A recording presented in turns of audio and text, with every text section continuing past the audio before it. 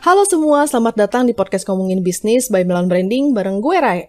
Kalau namanya ngomongin bisnis udah tau lah ya, kalau kita bakalan ngomongin soal bisnis nih di podcast ini. Tapi di podcast ini bakal lebih spesifik nih buat ngomongin branding, marketing, advertising dari sebuah bisnis.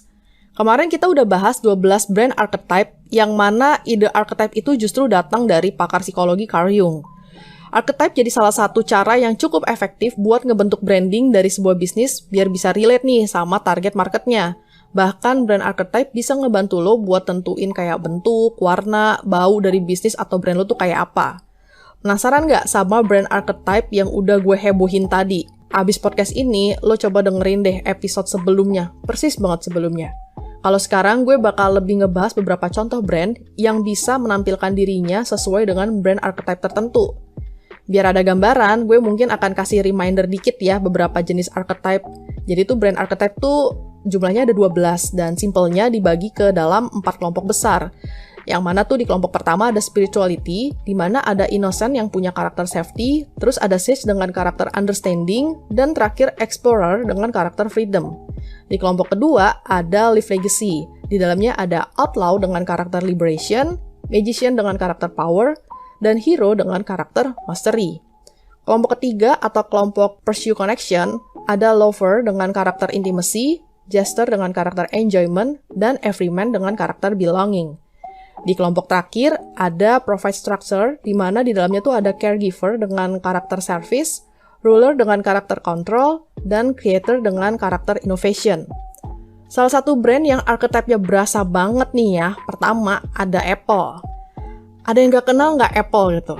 Nah, Apple nih sebagai brand yang dikenal simple dan minimalis selalu dipersepsikan sama orang-orang di bidang kreatif dan bisnis.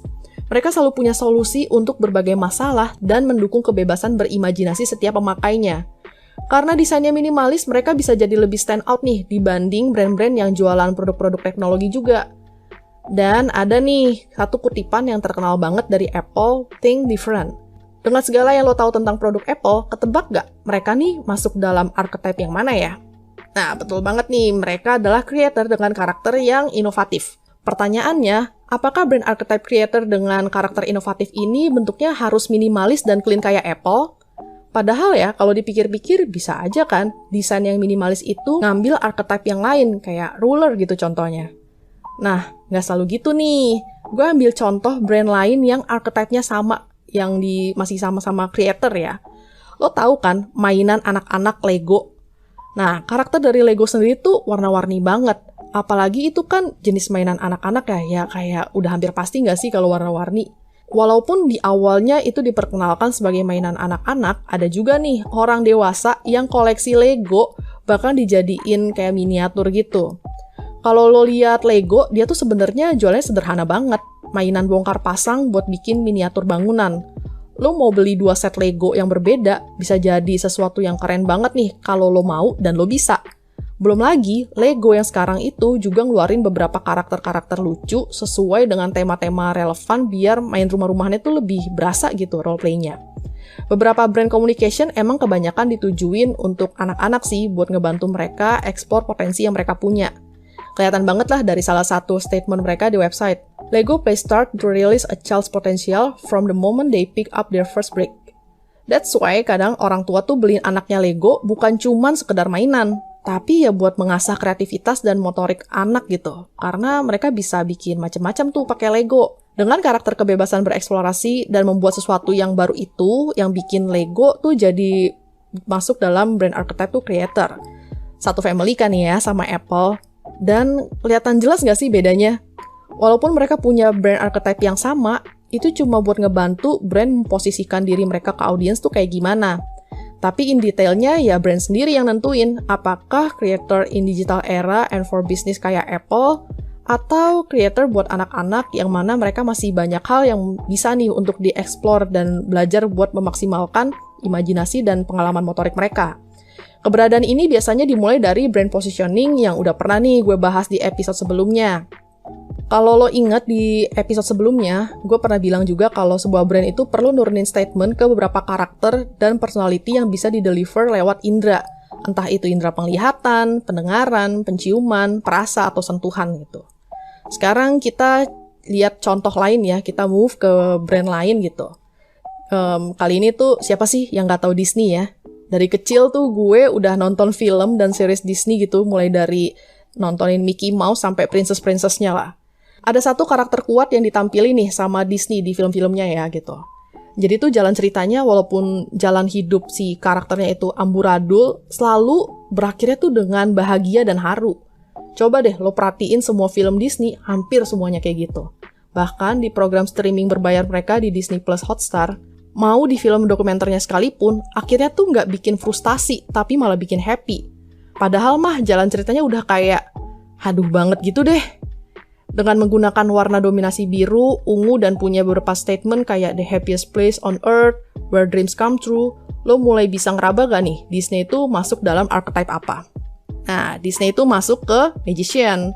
Disney selalu bisa bawain cerita yang tadinya kehidupan biasa aja dan cenderung bahagia, terus ada masalah dan bikin tokoh-tokohnya frustasi, dan di akhir tuh selalu di-solve dengan baik dan bahagia. Bahkan bisa kasih ke penontonnya tuh moral value dengan ngasih semangat gitu. Intinya dari segala kesusahan dan peliknya konflik, Disney selalu bisa kasih harapan di akhir ceritanya mereka. Kayak mikir gitu, emang hidup bisa segampang itu ya? Hidup emang semisterius warna Disney sih, yang biru dongker dan ungu itu. Tapi kalau in real life, bisa jadi ya, hidup kita tuh ya alurnya nggak kayak Disney kan? Tapi kalau cara pandang dan sudut pandang kita lebih positif gitu ya, kayak yang mau disampaikan sama Disney, bisa jadi nih kita jadi enjoy tuh, kayak model-model si Disney inilah gitu. Mungkin akhirnya bisa berakhir bahagia, atau kitanya sendiri yang walaupun kehidupan tetap carut-marut, ya kitanya masih tetap bisa enjoy gitu. Kita jadi punya power untuk memandang kehidupan jadi lebih baik dari sisi lain, dan percaya gitu, kalau sesuatu yang baik pasti akan datang. Dream-dream kayak gini nggak cuma ditampilin di film-film mereka, tapi juga dihidupin juga nih di beberapa IP atau intellectual property yang mereka punya, kayak merchandise, lagu, musik, bahkan taman bermain. Kalau merch sama Disneyland ya, udah pasti lah ya di situ ada tokoh-tokoh di film dan series mereka gitu. Nah, sekarang coba lo perhatiin musik-musiknya Disney. Mereka tuh punya cerita yang deep, terus ada bagian-bagian yang encouraging gitu. Apalagi di zaman-zaman dulu ya, film-film Disney tuh biasanya pakai orkestra yang megah-megah gitu kan, kayak nggambarin sesuatu yang wah, yang keren, yang bahagia gitu. Kebayang nggak tuh sekarang gimana brand-brand besar ini bisa nge-branding dengan archetype? Mulai dari warna, font, musik, dan gimana rasanya ketika disentuh, itu kayak menggambarkan karakter dan kepribadian mereka. Contoh-contoh ini bisa lo tiru untuk ngembangin brand lo nih. Ngomongin brand archetype ini nggak cuma lo bisa denger di podcast, tapi lo juga bisa baca-baca nih di website kita www.melonbranding.com dan di Instagram kita @melonbranding. Jangan lupa nih buat follow Instagram dan podcast ini ya. Sama kasih bintang 5 kalau lo ngerasa podcast ini emang bagus dan insightful buat lo. Thank you udah dengerin gue, sampai ketemu di next episode. Bye-bye!